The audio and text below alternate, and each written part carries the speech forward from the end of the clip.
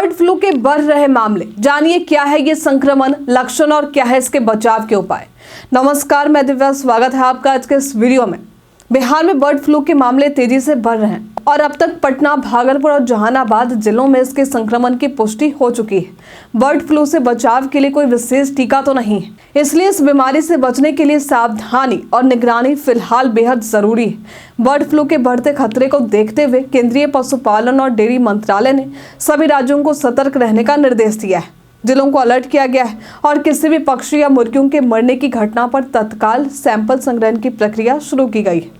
प्रभावित क्षेत्रों में 1 किलोमीटर के दायरे में सभी मुर्गी फार्म को सैनिटाइज किया जा रहा है। बर्ड फ्लू इंसानों के लिए भी खतरा पैदा कर सकता है, खासकर उन लोगों के लिए जो संक्रमित पक्षियों या मुर्गियों से सीधे संपर्क में आते हैं।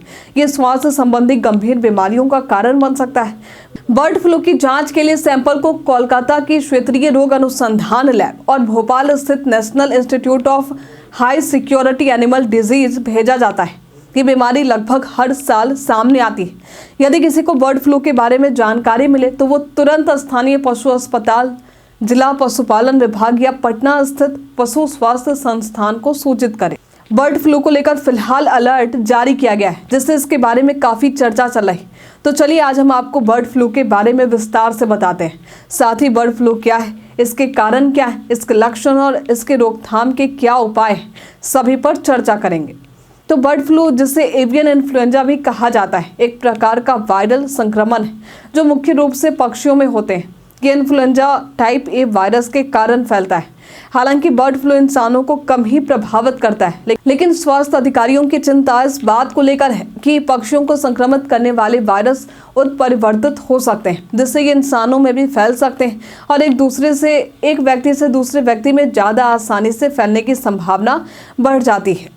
बर्ड फ्लू आमतौर पर उन लोगों को प्रभावित करता है जो पालतू मुर्गियों के साथ संपर्क में आते हैं। इसके अलावा लोग जंगली पक्षियों या अन्य जानवरों से भी संक्रमित हो सकते हैं। हालांकि ये वायरस एक व्यक्ति से दूसरे व्यक्ति में बहुत कम फैलता है।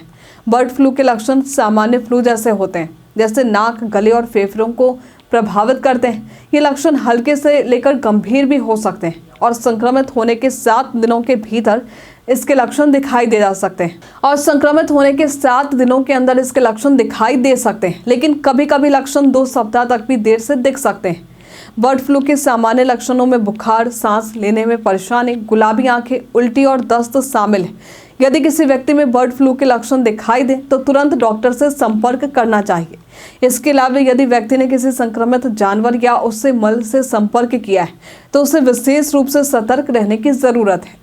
बर्ड फ्लू के कारण होने वाली जटिलताओं में अस्थमा, सिस्टिक फाइब्रोसिस जैसी दीर्घकालिक फेफड़ों की समस्याओं का बिगड़ना, कान और साइनस संक्रमण, श्वसन तंत्र की विफलता, गुर्दे और हृदय संबंधी समस्याएं और फेफड़ों में रक्तस्राव हो सकते हैं।